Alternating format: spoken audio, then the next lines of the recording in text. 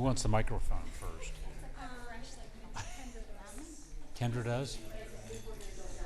Kendra? Which one's Kendra? Okay. We just need to make sure that everybody, when they're speaking, is using the microphone. Perfect. Wait, I don't know who's speaking after me. Oh, she's introducing it then? Yeah. Yes. Okay, wait, what are we doing for the introductions? Name and school, or what school you graduated from. Hello, everyone. Is the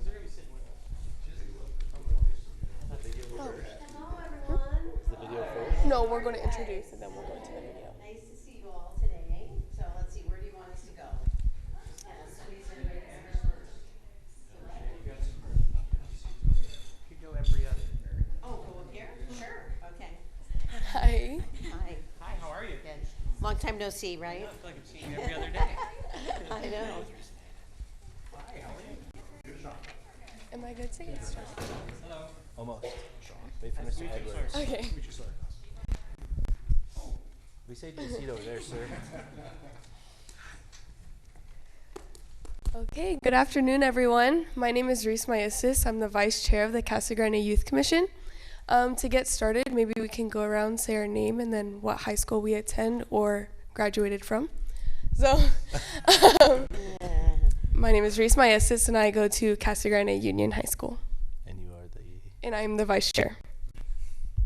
Hi, I'm Matt Herman. I'm the advisor. I graduated from Casa Grande Union High School right here.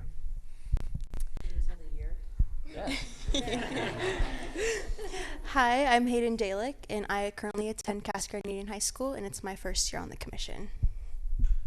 Hi there, my name is Piper O'Sullivan. I'm homeschooled, but I'm taking CAC classes, and this is my second year. Hello, my name is Anaya Fisher. I am currently attending Casa Grande Casa Grande Union High School, and I am currently a first-year commissioner. My name is Becca Romo, and I went to Casa Grande Union High School. My name is Holly Nash. I went to Casa Grande Union High School. My name is Sarah Olson, and I went to Casa Grande Union High School.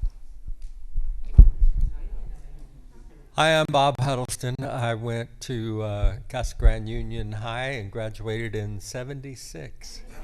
Wait, as my grandkids say, way back in the 1900s.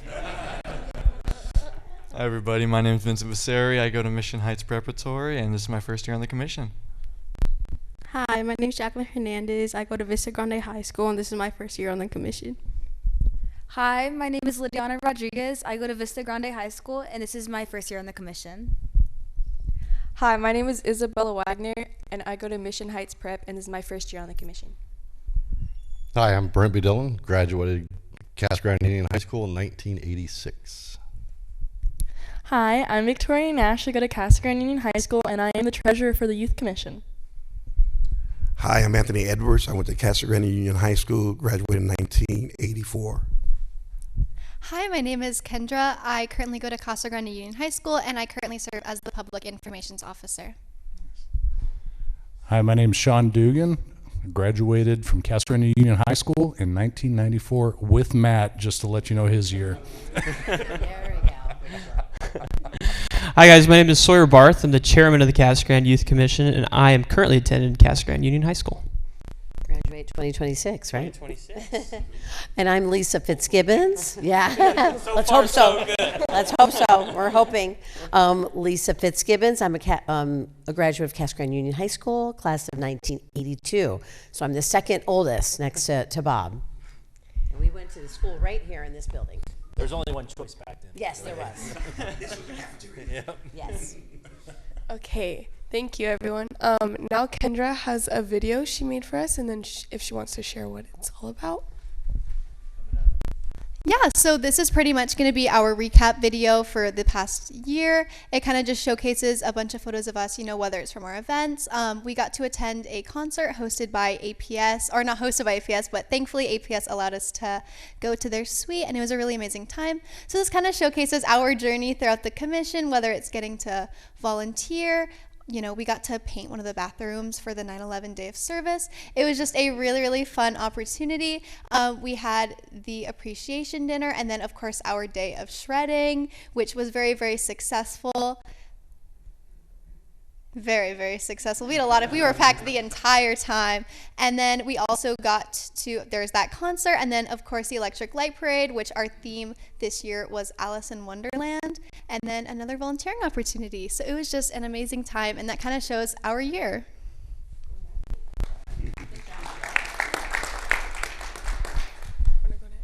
Sure. So I'm just to talk a little bit about our upcoming Washington, D.C. trip.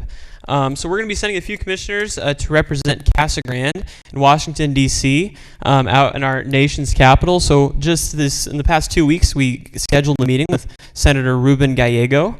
So we're going to go there. We're going to talk a little bit about community service, what they like to see from us, leadership from the youth's perspective, how they can take advantage of what we have to offer and create real change. So I think it's just going to be a great experience to send some of our kids from our community and represent it on a national stage, showing that Casa Grande is continually doing something, especially within our youth. We're going to have some passionate people out there just getting some insight, getting to become better leaders, and also showing really the world what we have to offer here in Casa Grande. So it's going to be a really, really good experience out there.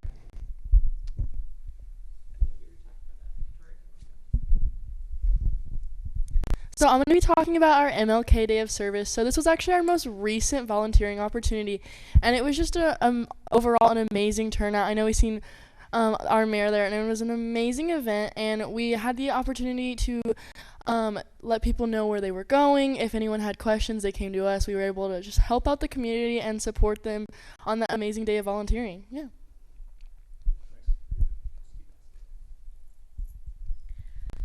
So I will be talking about our youth commission retreat, which was essentially our first meeting together as youth commission, and that happened like the end of July, and it really just set all of the expectations and discussed what happened in all of our previous events, and it's where we elected all of our officers, and we got to talk to the mayor and the city manager.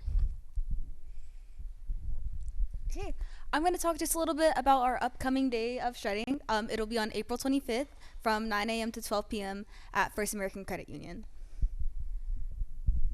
I'm talking about the Florence Teen Youth Symposium that a few commissioners went. It was a really meaningful experience. The speakers were very interactive, and they genuinely connected with us, which made everything feel more personal. They encouraged open conversations, asked questions, and truly listened to our thoughts and experiences. The activities focus on leadership and personal growth. I just wanted to talk a little bit about the Garden of Sunshine. It's an awesome project. I've had a lot of fun looking into it. It's very cultural. It's intriguing because it's very respectful to improve on the memorial site and to value the lives that were lost and, just make the culture here a lot stronger.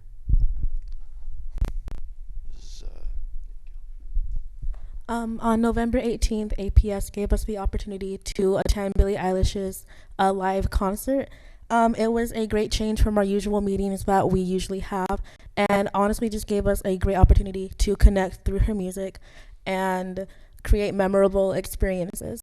For some of us, it was our very first time ever going to a live concert, and for others, it was their first time ever listening to Billie Eilish's music. But overall, it did create great experiences, and if another opportunity is given to the Casa Grande Youth Commission, I hope you guys enjoy it, and yeah.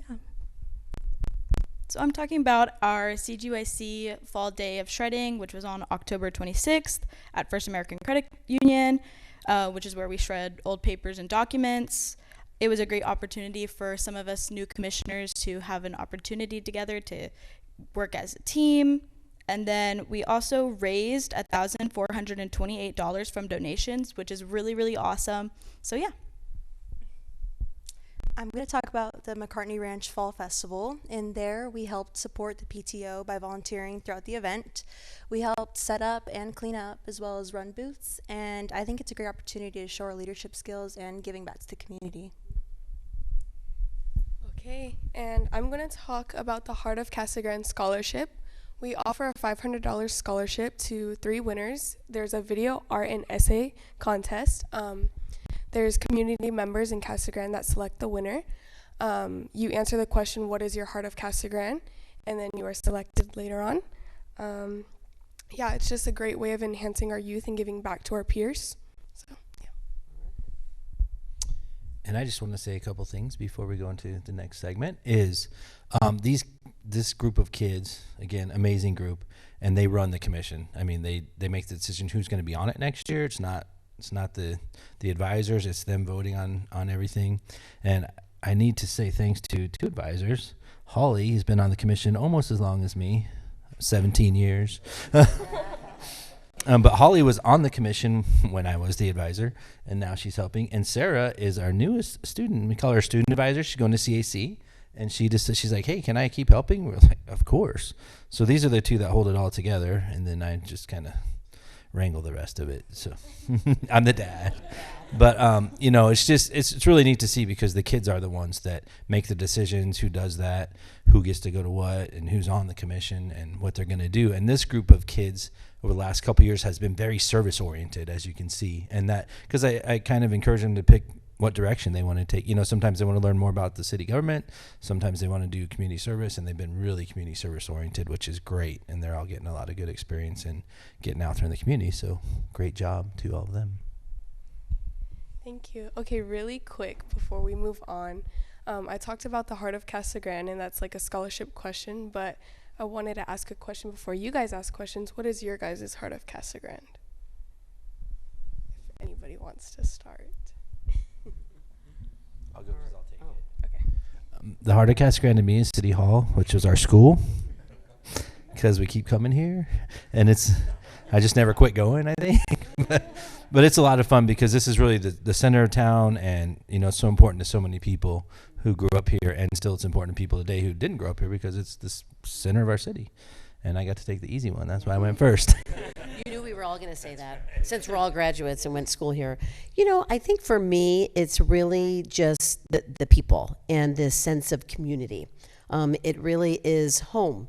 After you go away and you guys are all going to experience this, where you're going to go away, whether you go to college or a trade school or go right out to work. This is always going to be your home. And I hope that you always keep that. You've been so, part of this community and all your volunteer work. And I hope you come back someday and give back, to a community that helped you along the way and that you serve. But to me, it really is a sense of community in the people here. Sure. My Heart of Casa Grande, you probably guess, it's the agriculture community. I mean, growing up in Casa Grande, being in agriculture, going to the fairgrounds every year and just dealing with all the animals, the livestock out there and everything, and the dairy industry, the farms, everything. To me, that will always be the Heart of Casa Grande for me personally. It's the way I was raised, the way I grew up, and that's still alive and well here in CG. So, yeah. It's a tough question. At one point, we can say the people. Of course, everyone in the room is going to say it's the people we make up our community, and that's still true. However, I'm trying to think of other things outside of this, because you all do a lot in the community. Oh, thank you so much for helping us with the MLK and the National Day of Service. Your servanthood. We appreciate all that you all have done and all that you're going to do. So back to it. Oh my goodness, it's a tough question once you leave the people, because we make the community what it is. I'm gonna go with our schools and our churches, how we're starting to come together a little bit more in the other areas of avenues that we've opened up, where we begin to communicate amongst the churches, as well as working with the schools. And I do understand that sometimes there'll be a little bit of rivalry with Vista and CG, but you're able to come together and work together in servanthood, which is key. And as our mayor said, please come back, continue the good work, the good service where you go, but come back and invest back into your community. All right, so for me, my anchor to Casa Grande is B. Dillon's Cactus Garden, because that was my grandfather's house before it was a restaurant. But that's how I always related to Casa Grande was the Cactus Garden. But a little bit deeper than that, it was also my grandfather's service, and the fact that it was his service to this community. He was on city council. He was a teacher at the time was Votech buildings. He taught all kinds of trades and flying, and he was on the CAC board. But it was that sense of service that he instilled in me, and that I'm now continuing on. So that's always been the anchor for me. But I would say it's the service that the community provides.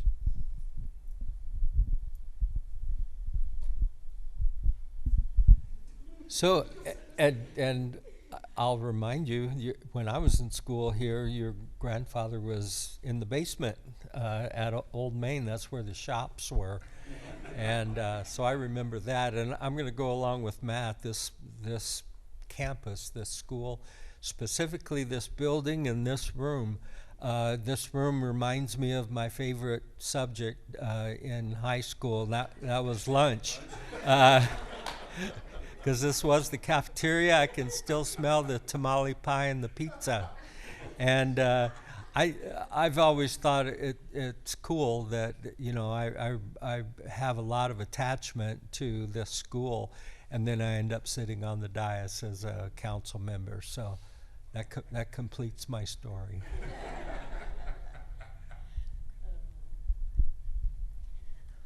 Well, I'm going to say the people, of course, but really the schools are where I think my heart is. And, I've been in education for 19 years, and I went to school here. I know lots of families, and I got to teach or be part of students' lives of my friends as they grew up and had kids.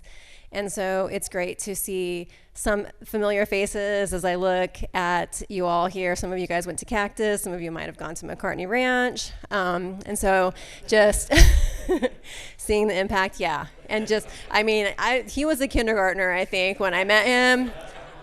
Yes. And then just being part of this community, and I know parents. And so I just think it's amazing what I get to do and just make that impact. So, and I will say you guys are also at Cactus helping out and working with our student youth and our student leaders. So you are doing an amazing job with that too.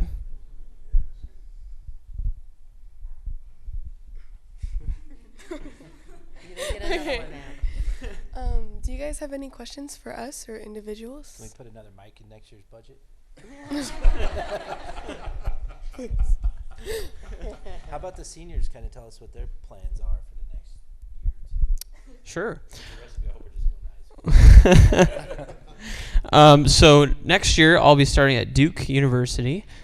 Yes, and I've got to do that on a full ride scholarship, so that's going to be great. I just want to take a moment to take a statement just kind of about all of you. I've been a commissioner for 4 years, and I've come to every study session for the past 4 years. And I just want to say that I'm thankful that we are supported by a mayor and a council who continuously come and fight for us and listen to us and make us feel heard and prioritized. We're students who really genuinely care about this city, and it's good to see that it's easy to align with your guys' vision of caring about the city. It means so much to us when you come speak to us at a retreat, or when we come speak at these council meetings, or when we're at any event and you see us, you come talk to us, you recognize us, you acknowledge that we're here, we're serving alongside you. And it's always fun to feel like we're an elected official too. Sit alongside you guys. So just know that I'm very proud to be a Casa Grande Youth Commissioner. It's something that I like to talk about. I remember at family gatherings, I'll say, yeah, I know the mayor. Yeah, I know the council. So yeah, I'm very proud to be here. I'm very thankful for all of you and what you've done for these commissioners. And I know that it's going to be an even better, hopefully an even better next 4 years after Reese and I are gone. So it's going to be a very, very, very thankful for all of you. And the future's looking good for the Youth Commission, for sure.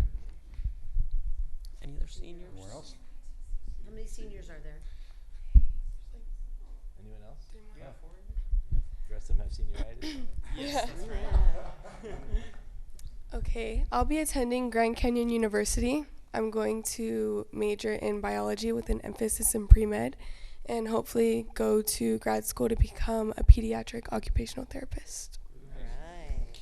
Yeah. I'm going to start out at CAC for 2 years on the Pinell Promise Scholarship, and then I'm going to transfer to ASU to hopefully pursue a career in fashion marketing. I will also be attending CAC for 2 years, and I will also be enrolling into their veterinary program that they have and get my associates in biology. After that, I hope to transfer to Colorado State University and hopefully get my doctorate in veterinary medicine. That's all the seniors? That's all we got here. All right. We got a couple more, but that's all that's here. Yeah. Any other questions? Maybe a comment.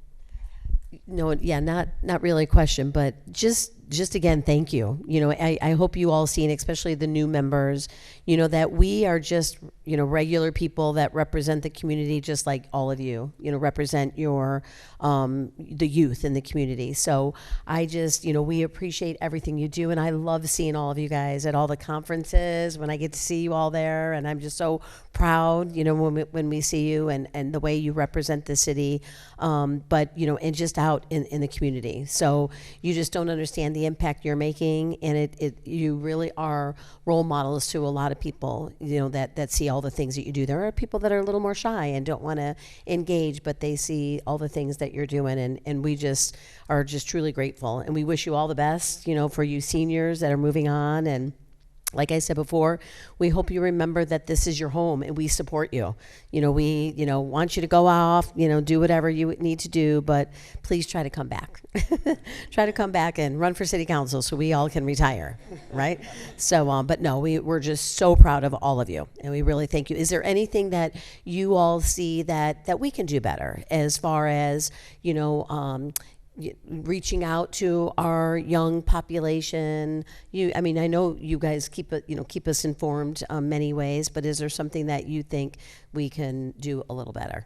Who would be brave to bring that up? Sawyer? Oh. Come on, Sawyer. I would never make a criticism. I would just say, just thinking about it, you know, I've enjoyed so much of our time that, like, when we ate lunch at the Arizona League of Cities and Towns, like, I just think about how meaningful that was to me. So if we could just keep doing that kind of thing, bridging that gap between you guys and us, between the youth and then city leadership, because really the students in here, they come from different backgrounds, different demographics. They have all kinds of different motives and want to do different things with their lives and have different circles of influences. So thinking about when they have that opportunity to talk to you guys, just like you have different circles of influences here on the council, that's a chance for you guys to hear directly from all of Casa Grande students, not just the leaders, not just the students who are, you know, bold enough to be on the youth commission or show up at the events that you guys are usually present at. So as long as we could just maybe even, and you know, ramp it up just a little bit, the times that we get to meet, and instead of, you know, just coming here at these study sessions, we could do other things too. I think that'd be great. I think that'd be powerful. Right. Yeah. Absolutely.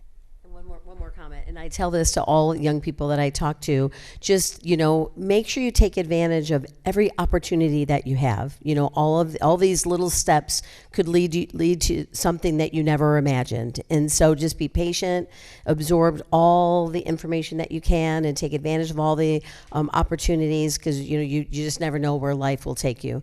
I don't think any of us, maybe Matt, thought that he would run for city council, but I mean, I was in city government too. I mean, not city, school government too, but I don't think it's something that I ever imagined. So, but again, it's just all those different steps lead you to something that you might not imagine. So take advantage of all that, and just, yeah, be strong and stay true to who you are. And be proud to be from Casa Grande. Proud. That's right. Yep, CG pride. Anything else, Matt? I have to thank these two again, the advisors. You guys want to add anything? I did not go to the Billie Eilish concert, and they're like, "Hey, do they think they want to go to Billie Eilish?" I go, "I don't know who she is, but apparently it's pretty popular."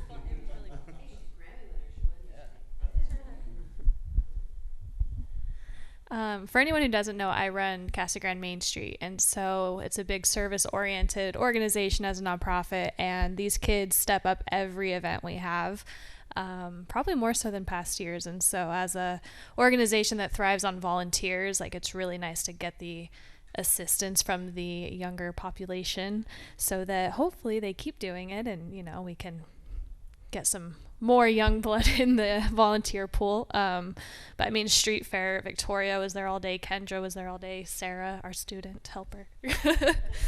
But no, it's really great. So beyond just the basic service, they are going and doing other things and opening even more doors for themselves, and so it's really great to see that.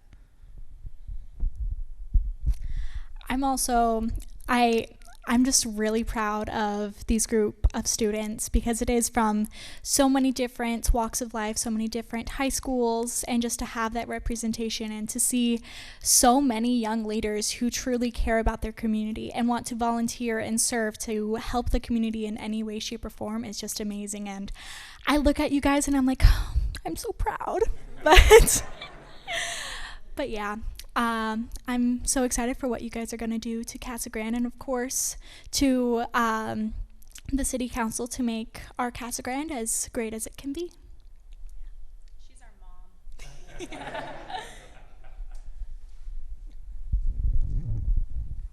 I just wanted to give one special shout out to our community services, especially our director, Danny. If we could just give him a little round of applause.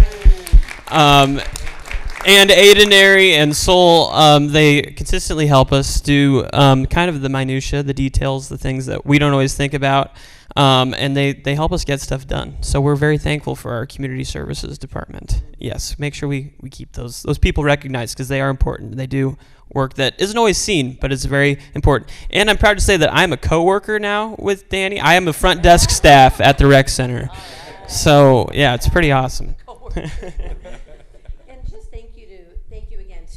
To the advisors. And Matt, this is something that you've, carried that torch for many, many years. And so on behalf of, all of the city council and city staff, in the community, we just thank you for doing this. I mean, taking time away from your family and your work and, being part of, building this great group. And so, and to the other advisors, thank you very, very much for your time and commitment to this. So thank you.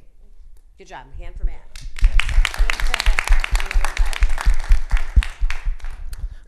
All right, is that everything? All right, thank you very much for having us. Thanks for coming. Yes, there you go.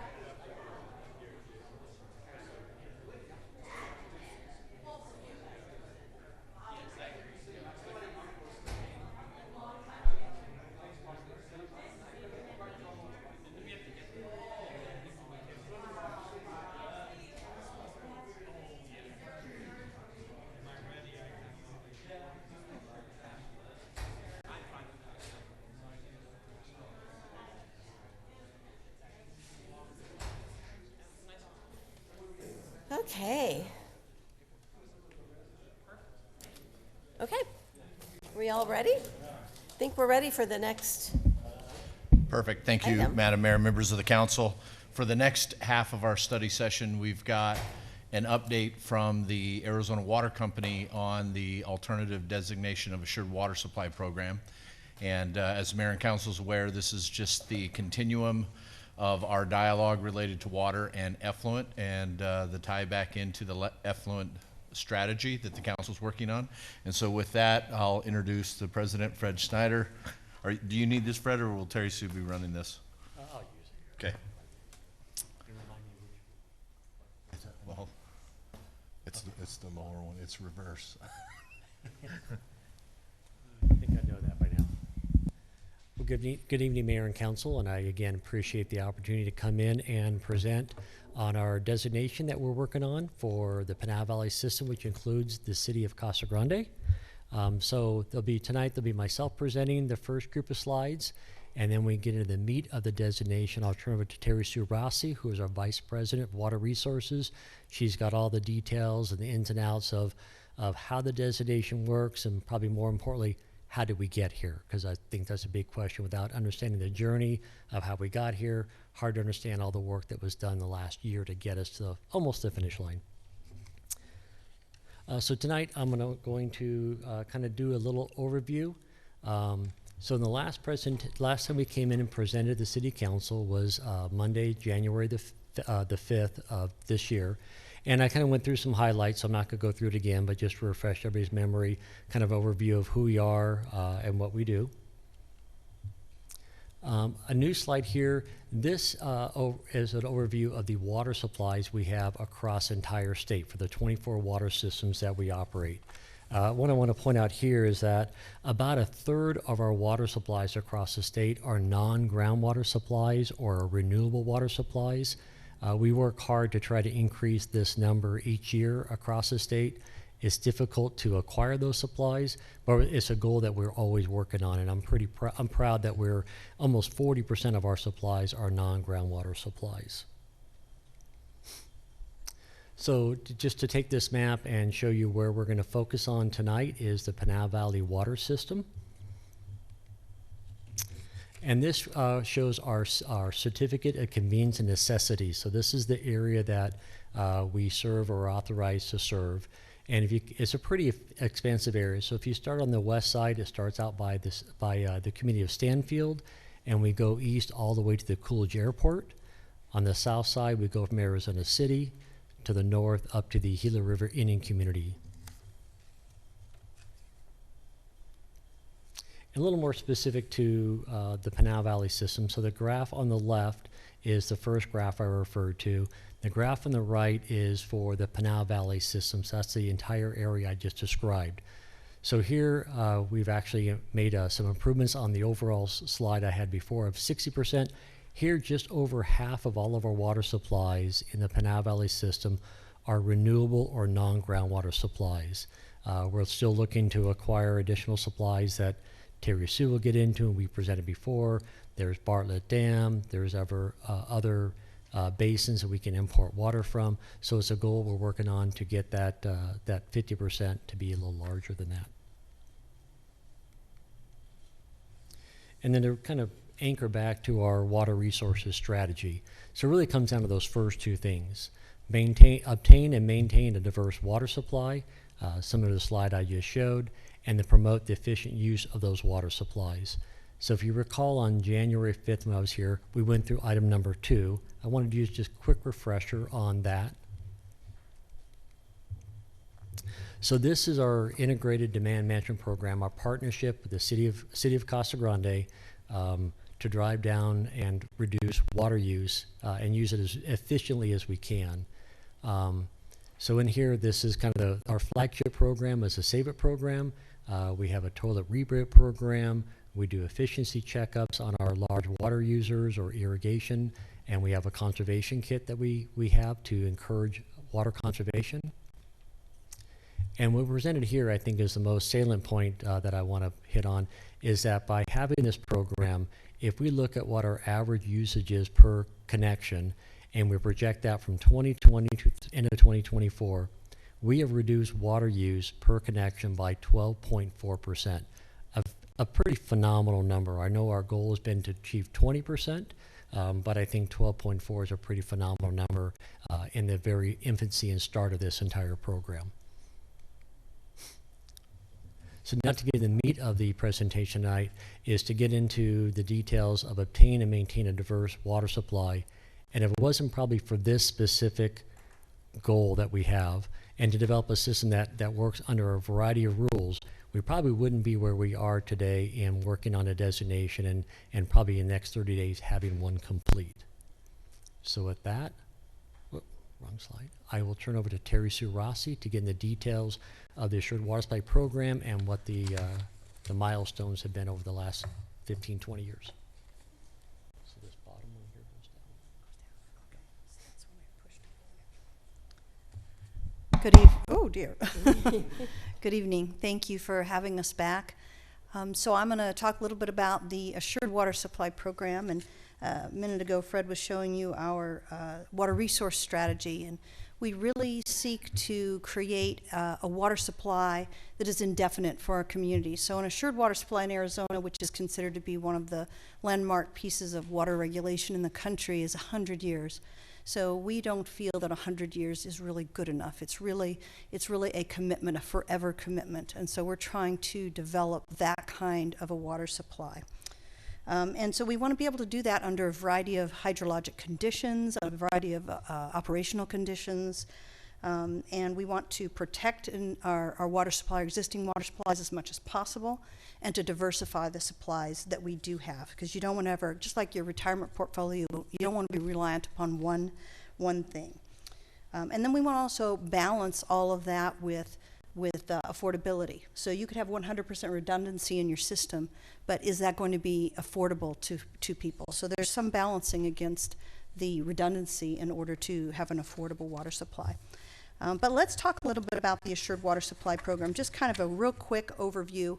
So in the state of Arizona, there are actually two different programs within the Assured Water Supply Program. One is called Assured Water Supply, the other is Adequate. Assured Water Supply is a more stringent standard that applies within what we call active management areas, which is where we're located here, is the Pinal Active Management Area. There's less stringent standards outside the AMAs, and we call those adequate water supply. So there's a slight difference. But the basic idea for really inside or outside the AMA is if you're going to subdivide, if you're going to record a plat and sell parcels, then the developer must demonstrate a 100-year assured water supply. And there's kind of a couple of ways you can do that. One is by securing a certificate. The other would be by being served by a water provider who is designated as having an assured water supply. Irrespective of which system you use, there are several criteria that have to be met in order to prove an assured water supply. So the source of water has to be physically, continuously, and legally available. The source of water must satisfy the existing state water quality standards. The water provider and the developers must be financially capable of constructing the water infrastructure, and the water demands must meet conservation requirements, and they must be consistent with the management goal. The conservation program, the Save It program, makes us consistent with the conservation requirements in the state.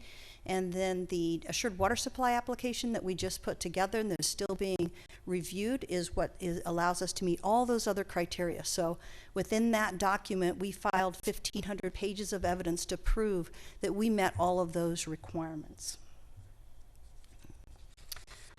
So I'm going to talk a little bit about the Assured Water Supply journey, because it is a journey, it's an epic journey.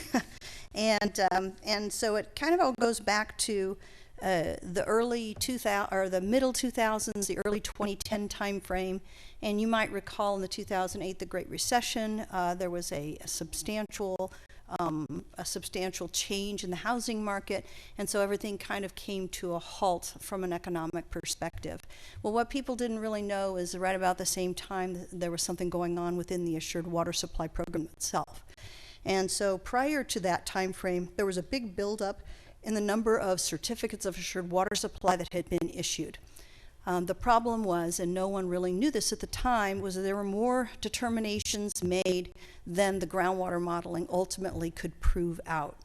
And so there was a little bit of time that went on, And the last certificate of assured water supply was issued here for the Valago Village Commercial Center. That was in July of 2011. And the last analysis in the Pinal AMA was in an area called Addison Park. I'm not sure if Addison Park is in you guys' area or not. Okay. And so those were the last two actual determinations that were issued in the Pinal AMA. And then from that point forward, even though the Department of Water Resources did not come out and say, hey, the basin is closed, we're not issuing any more determinations, it became gradually very obvious to folks because people were applying for things and nothing was happening. And in fact, there was some activity going on within the city of Casa Grande relative to Copper Mountain Ranch. And we were working with the city, and we were just kind of getting nowhere with it.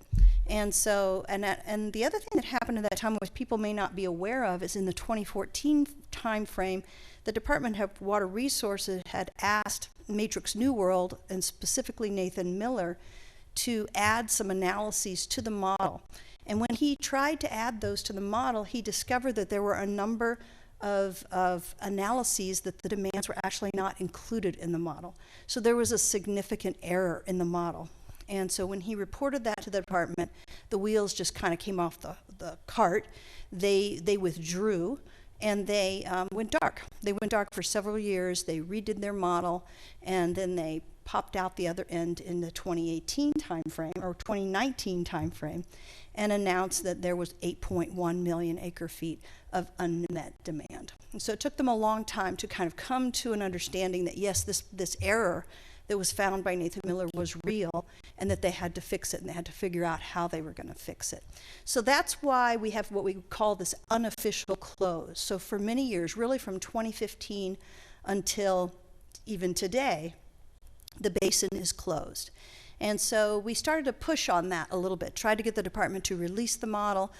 Representative Cook at the time put a lot of pressure on the Department of Water Resources. The model was finally released in October of 2019, and starting in 2020, a number of us teamed up together to try to figure out what we were going to do about the model. And so we had the Pinal AMA stakeholder group, which was led by Steve Miller, and it was also co-chaired by Global, Jake Lenderking, and by Arizona Water Company. Previously, it was Bill Garfield, our previous president, and then I became the co-chair of that.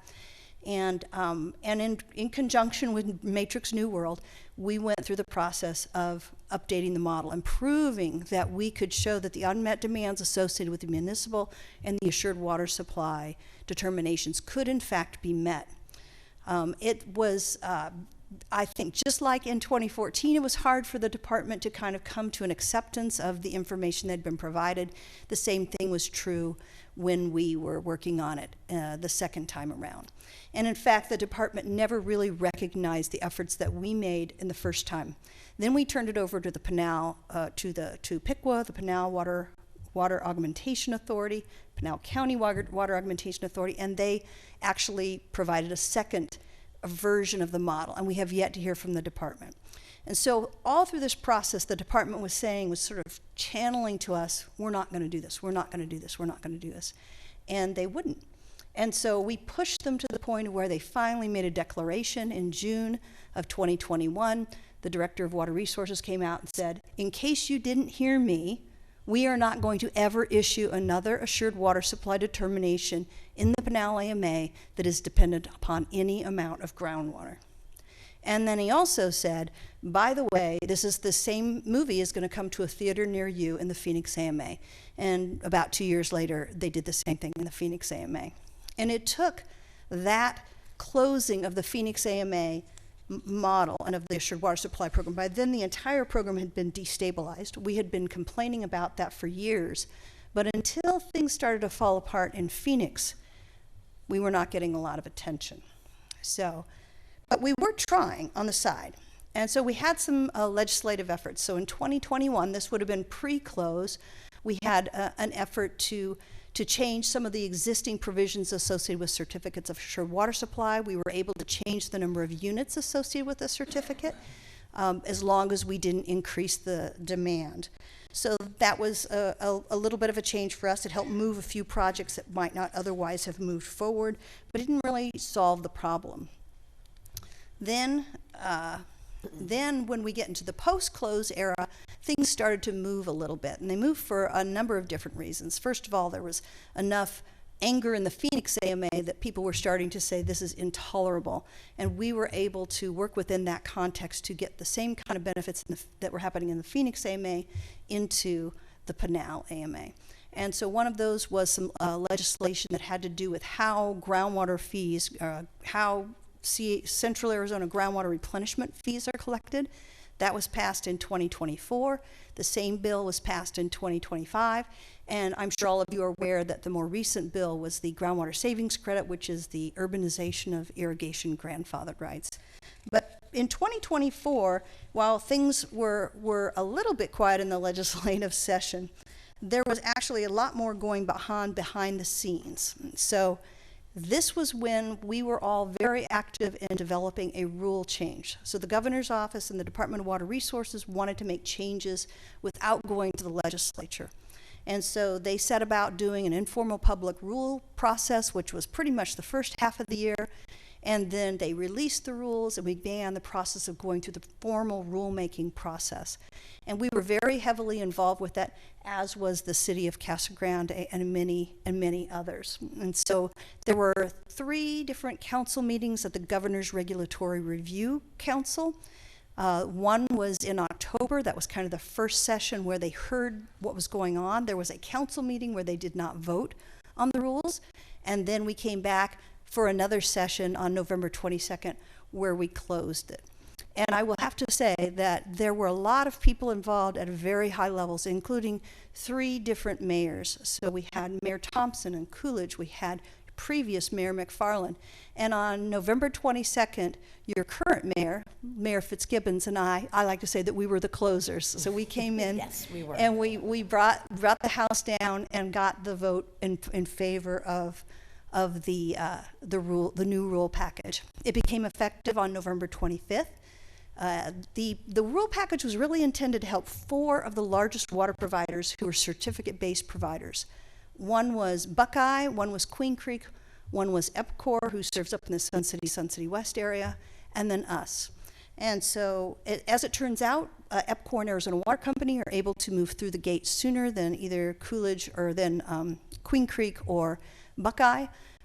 But we both filed our applications shortly after the rules became effective. EPCOR received its executed designation order in October of 2025, and we are hoping to receive ours soon. So with a little bit of luck, maybe by the end of February, we will also have a designation of assured water supply. So that's kind of how we got there. It was a long journey, an epic journey, but it was kind of a lot of fun. It was nail biting at times, but it was really, really fun. It was a great opportunity. We had a number of people from the community provided letters of support. We received over 500 letters of support from all different aspects and sectors of the economy. So it was really a lift by many, many people. So this is the designation area. So there's a lot that goes into defining the designation area, and I won't get into it in detail, but suffice it to say that as you grow as a service area, your designation area will expand. So this is not the way it will be always, but this is the way it looks today. And everybody's very curious about whether or not their land is located inside that boundary. That's the most common question we get right now. So let's talk about some specifics about our designation. So the term of our designation will be 10 years. The total designation volume is a little over 50,000 acre feet. The groundwater physically available, there are 2 water supplies pledged in our application. One is groundwater, and the other is CAP water. And so the groundwater physical availability includes not just regular groundwater, but also water that's recovered in what they call outside the area of hydrologic impact, which is far enough away from the recharge project for the Department of Water Resources to determine that it's not pumping those precise molecules. We are also required by the designation process to join the Central Arizona Groundwater Replenishment District. And we will be joining that. We have gone through the process of doing that, and the starting fees for that will be about $100,000 a year. But I'm going to talk a little bit more about that in a little bit, because that's actually a great deal for our citizens and for all of us, our existing and our future citizens. We've also, through this designation process, have a very significant groundwater allowance and extinguishment credit portfolio, which is going to help us make the cost of acquiring the new water supplies much more affordable in the early stages of the process. And then we have our CAP water. And so we have some CAP water that we directly deliver to the Desert Basin generating station and to Francisco Grande and the park, the sports complex park. And then we also have created a new alternative water supply, which they call it a new alternative water supply, but it's just a new water supply. And what they mean by that is we are allowed to take our CAP water and we're going to use it a little bit differently, and they're going to count it as a new water supply. And then there's also what we have a water availability fee, which is for all new growth, and they'll be paying this fee as they come online. So let me just go down one more here. Oh, this is just a list of the groundwater allowances, and I'm only showing this to show you how complex the groundwater allowances are here. The rules in the Pinal are very different from Phoenix, and I won't go through each one of them, but I just want to give you some idea of how complex they are. And they've been this is very advantageous for us. Now I'll talk a little bit about the water availability fee. So we're in the process of adopting a water availability fee. The prices of that fee are based on water market prices, current prices, and the existing assured water supply entitlement. So if you have a certificate today, you would be exempt from paying the water availability fee. And then the water availability fee otherwise affects all new connections, whether it's subdivided or not. So a designation of assured water supply is applicable to everyone, not just to new subdivisions. So we can now provide an assured water supply to all of our residents, whether they've been here for 100 years or been here for 2 weeks or are going to arrive here in 5 years. Large developments are free to secure their own water supplies if they want to, in lieu of paying the water availability fee. And I'm just going to talk a little bit about an example of how this would work. So let's say we have a 300 acre foot demand development. It doesn't matter really if it's a commercial or a residential. And so the way that the process will work is that we will temporarily make a portion of our CAP water available for that development to rely upon, and we will pledge that as a new supply in our water supply portfolio. 25% of that demand will be cut over to the existing customers. That's how we build up the water supply for the existing customers. And the remaining demand, the new development will have to either acquire a non-groundwater supply or pay the water availability fee. So the developer has a number of different options available to it. So it can secure effluent. So for example, it can go to whatever wastewater provider is providing that wastewater service, and it can get a commitment from that provider to provide that wastewater. If they do that, then their total demand will be reduced by the amount of effluent, and then that reduces their water availability fee. So if it's 33% of the demand, it'll reduce the demand of the water availability fee by a third. They can also retire or extinguish their grandfathered rights that are in the area, their irrigation grandfathered rights, and create these groundwater savings credits. And so that would then also reduce their demand. They can also go out and acquire additional extinguishment credits if they want, or other water supplies that might be available to them. And then any remaining demand after these other supplies have been ticked off will be subject to the water availability fee. So let's go back to our strategy. And there's a number of things that we're going to do in order to provide an assured water supply under any rules. So I know my boss doesn't want for me to come back in a year and say, oh, you know, they changed the rules, this doesn't apply anymore, right? So I need to come up with a strategy that's going to work indefinitely, no matter what goes on. So these are the things that we're going to do. We're going to continue to protect our CAP water. We're going to develop and secure local effluent. We're going to participate in the expansion of Bartlett Dam, and I'm going to show that a little bit more about that too in a minute.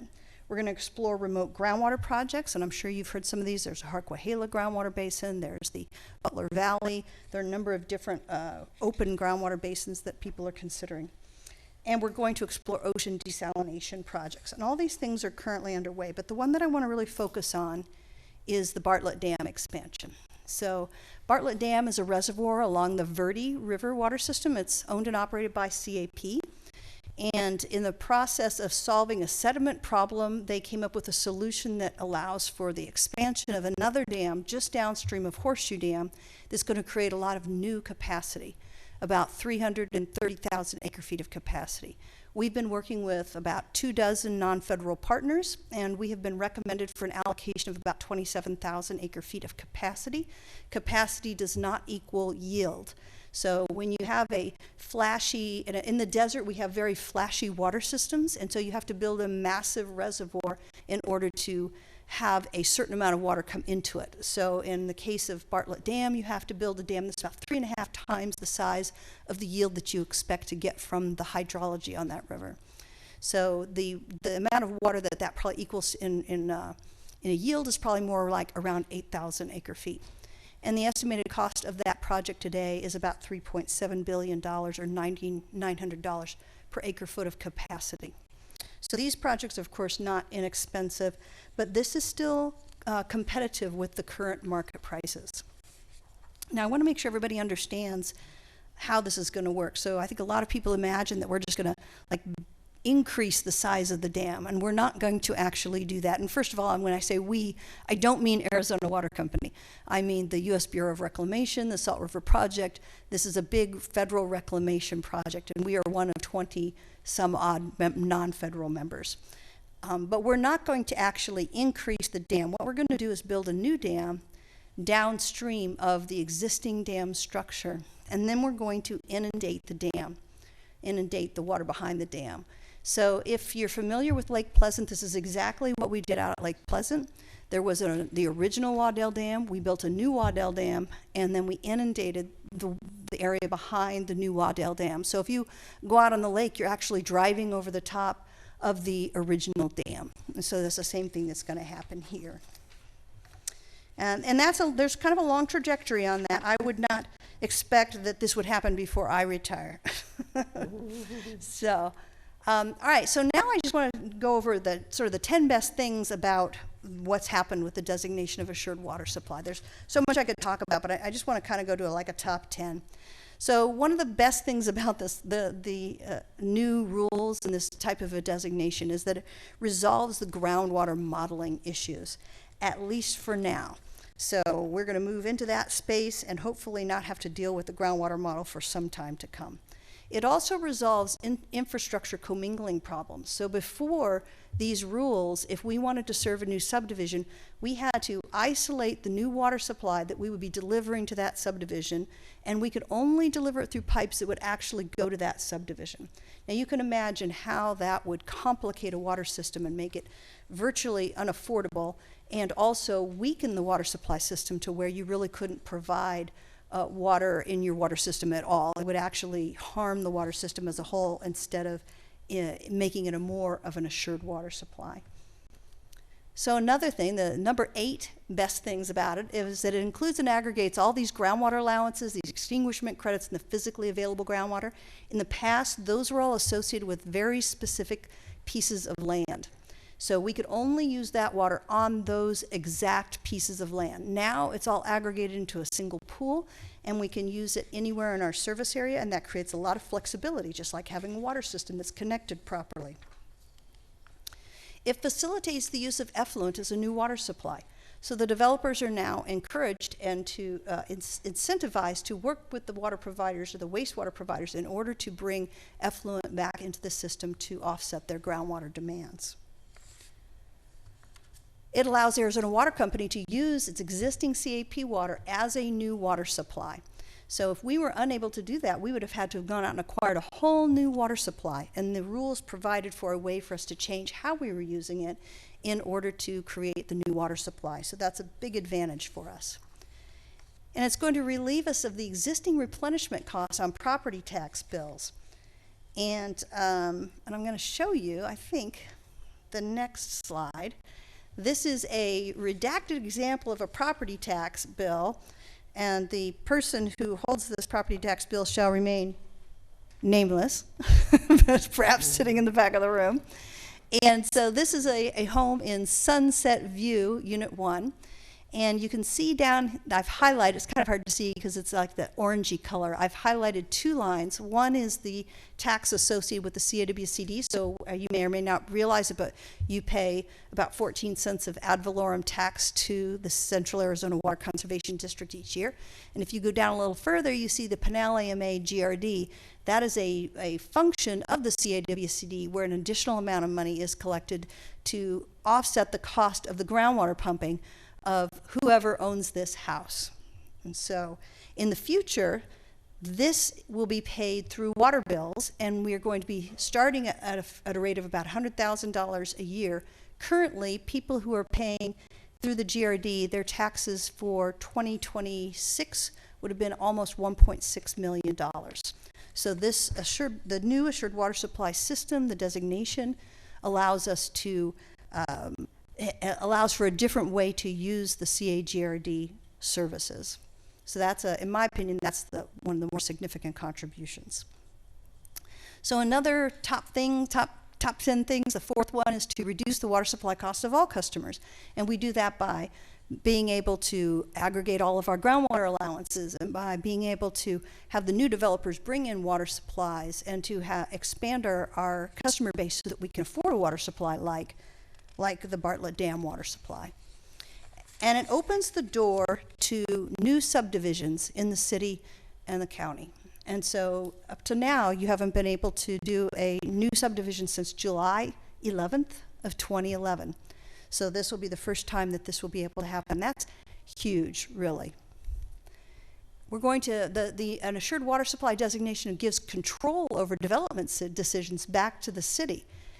Not just in terms of the subdivisions, but in terms of how do you link the water to all of the decisions that you make in growth, which is really what was showing through in your last general land use plan, was putting water as the focus of that general land use plan so that we could make good decisions about the kinds of industries we bring in, bringing in high-level jobs, but using as little water as possible.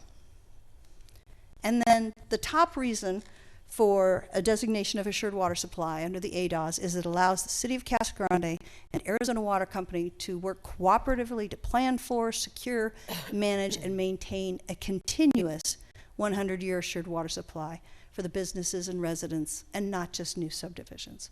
So we now have a tool where we can provide an assured water supply for every single person, every single business, every single home in the City of Casa Grande. And so we're very excited about the designation. And I think that's all I've got, actually. So I'd be happy to answer questions. Did I go over my time? No, okay. We got started a little early. Oh, okay. So I'd be happy to answer any questions. Great. Thank you, Terry Sue. Any questions or comments from anyone? We're all ready to be tested. Give us the test now. We're ready to go. Okay. So, all right. Go ahead. How many gallons in an acre foot? Terry, see, one question we get a lot about the assured water certificates and how they apply to certain types of property, not to others. How is that going to change anyway in here? Like, subdivided lots versus So it's really going to level the playing field in terms of people's ability to move forward. So in the past, I would say that somebody was in the lucky category. So if they had a certificate of assured water supply and they called me to find out if they could develop, that was a call I really wanted to take and talk to them about. And then if I had somebody who was calling that I knew didn't have a certificate, I had to find maybe a different angle to try to help them move forward.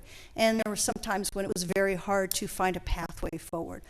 Any pathway forward that didn't involve a certificate was going to be a lot more costly than it will now. And then, so that goes to say this is a decision made at the state level about multifamily not having to have certificates of assured water, where single family does, correct? So multifamily, if it is subdivided. Not subdivided, I'm sorry. Right, exactly.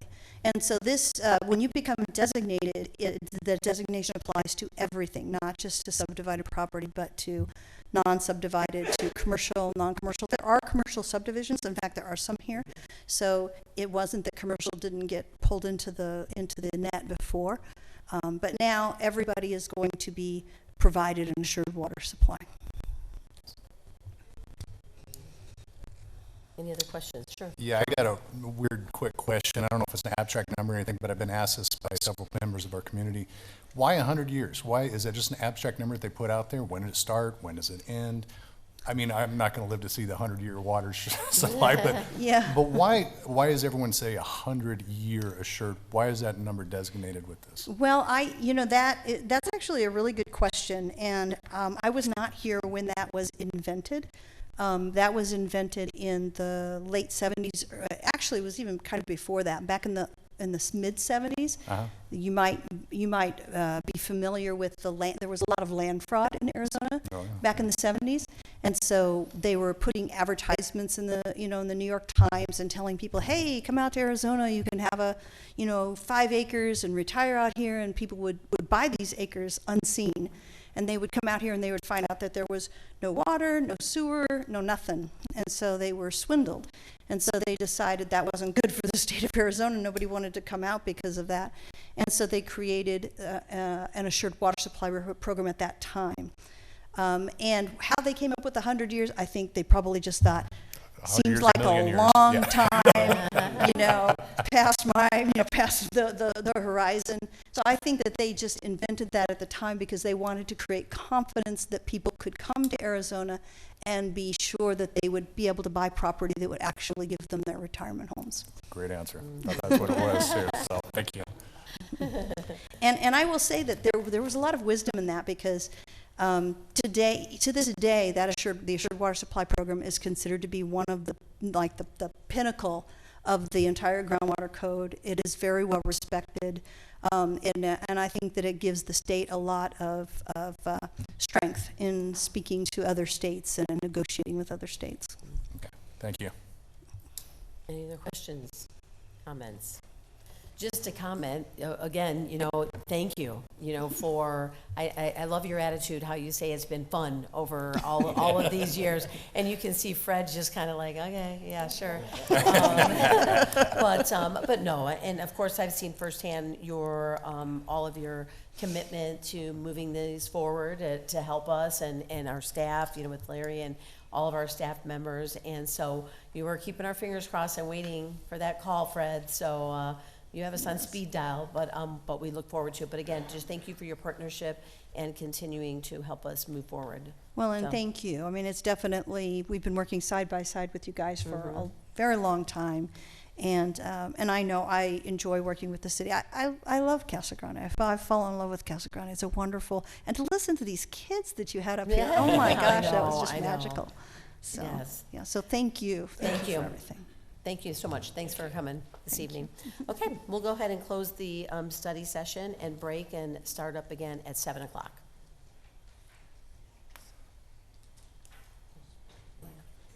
Oh, my microphone.